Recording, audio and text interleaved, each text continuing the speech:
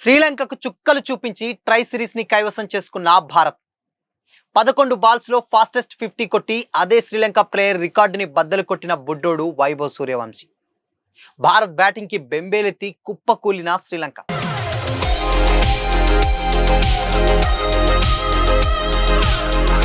Hi hello, welcome to Disha TV sports. Sri Lanka గడ్డపై జరిగినటువంటి ముక్కోనపు one day series ను భారత ఏ జట్టు కైవసం చేసుకుంది. దంబుల్లా వేదికగా ఆదివారం జరిగినటువంటి ఫైనల్ మ్యాచ్ లో ఆతిథ్య శ్రీలంక ఏ జట్టుపై 66 పరుగుల భారీ తేడాతో భారత ఏ జట్టు విజయం సాధించి ట్రోఫీ గెలుచుకుంది.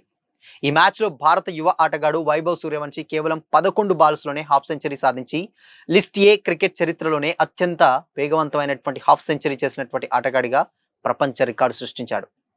ఫైనల్లో వైభవ్ 29 బాల్స్ లోనే 94 రన్స్ చేసి భారత భారీ స్కోర్ కు బలమైనటువంటి పునాది వేశాడు. టాస్ గెలిచిన శ్రీలంక ఏ జట్టు మొదట ఫీల్డింగ్ ఎంచుకోగా భారత్ ఏ జట్టు తరపున ప్రియాంచార్య అదేవిధంగా వైభవ్ సూర్యవంశీ ఓపెనర్లుగా బరిలోకి దిగారు. స్టార్టింగ్ నుంచే వైభవ్ దూకుడుగా ఇన్నింగ్స్ ఆడాడు. తాను ఎదుర్కొన్నటువంటి మొదటి 2 బాల్స్ను బౌండరీలుగా మలిచాడు. శ్రీలంక బౌలర్ మొహమ్మద్ సిరాజ్ వేసినటువంటి ఇన్నింగ్స్ 3వ ఓవర్లో వైభవ్ ఏకంగా 2 బౌండరీలు 3 సిక్సర్లతో 26 పరుగులు రాబట్టాడు. ఆ మరుసటి ఓవర్లోనూ అదే ఆటను కొనసాగిస్తూ వరుసగా 1 బౌండరీ 2 సిక్సర్లు కొట్టాడు. ఈ క్రమంలో కేవలం 11 బాల్స్లోనే వైభవ్ తన హాఫ్ సెంచరీ కంప్లీట్ చేసుకున్నాడు.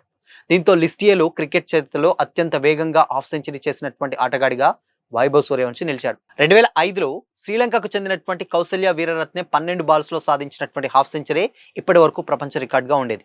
సెంచరీకి కేవలం 6 పరుగుల దూరంలో 10 ఫోర్లు 8 సిక్సర్లతో ఏకంగా 94 రన్స్ కొట్టాడు.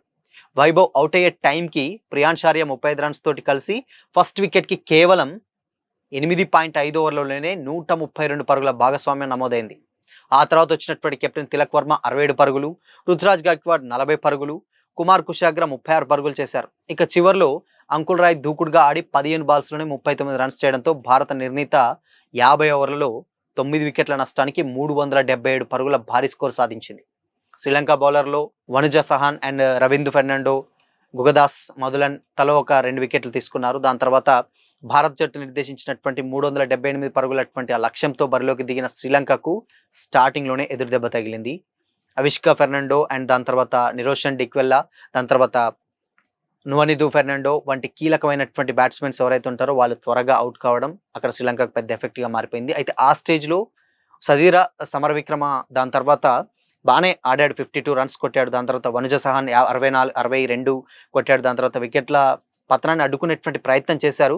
బట్ సోహన్కు తోడు విజయకాంత్, వియాస్కాంత్ కూడా 39 రన్స్ తోటి వేగంగా ఆడినప్పటికీ భారత బౌలర్లు క్రమం తప్పకుండా వికెట్లు తీయడంతో శ్రీలంక విజయానికి దూరంగానే నిలిచిపోయింది.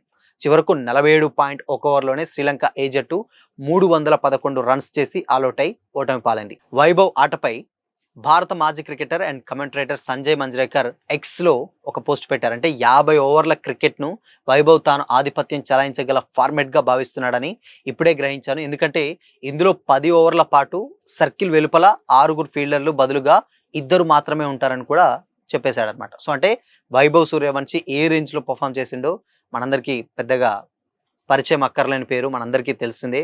సన్ రైజర్స్ హైదరాబాద్ ఓడిపోవడానికి ప్రధాన కారణం ఆల్మోస్ట్ ఎలిమినేటర్ ఆడి ఫైనల్స్లోకి వెళ్తాం అనుకున్న టైంలో వైభవ్ ఆడినటువంటి ఇన్నింగ్స్ రాజస్థాన్ రాయల్స్కి అద్భుతంగా కలిసి వచ్చింది. దాని తర్వాత అక్కడ వాళ్ళు క్వాలిఫైర్ 2కి వెళ్ళిపోయారు. దాని తర్వాత ఈ రోజు అయితే అదే శ్రీలంక మీద వైభవ్ అవుట్ అయిన తర్వాత చాలా వరకు ట్రోల్స్ వచ్చాయి. దాని తర్వాత ప్లేయర్స్ తోటి గొడవ, ఎస్పెషల్లీ శ్రీలంక బౌలర్లతోటి ఒక గొడవ, అది కూడా సోషల్ మీడియాలో వైరల్గా అయింది. అండ్ దాని తర్వాత చేయి చేసుకునేంత వరకు కూడా వచ్చింది.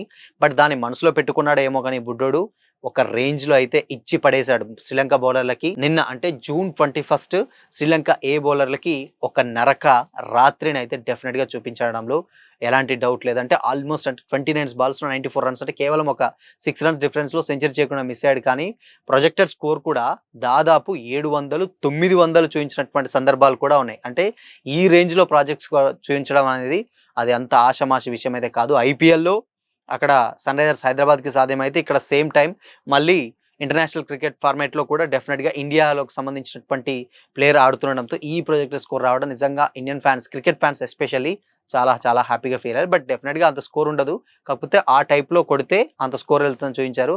సో ఆ స్కోర్ కూడా ఒక రేంజ్లో అయితే వైరల్ అవుతుంది సోషల్ మీడియాలో.